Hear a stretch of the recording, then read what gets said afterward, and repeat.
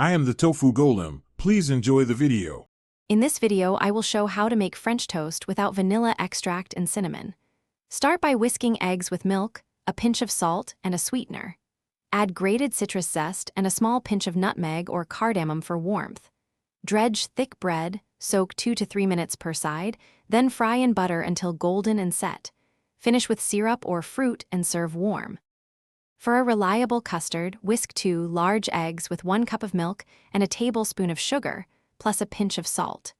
Brighten the mix with 1 teaspoon of grated lemon or orange zest instead of vanilla. For subtle spice, stir in a 1/4 teaspoon of nutmeg or ground cardamom. These choices boost flavor without cinnamon and pair well with maple syrup or fresh berries when serving. Use day-old or thick-sliced bread and let each slice soak 2 to 3 minutes per side so custard penetrates without falling apart.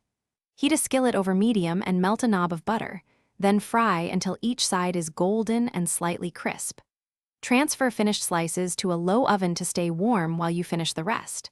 Serve immediately with syrup, fruit, or a dusting of powdered sugar. Thanks for watching. Consider subscribing if we helped you today.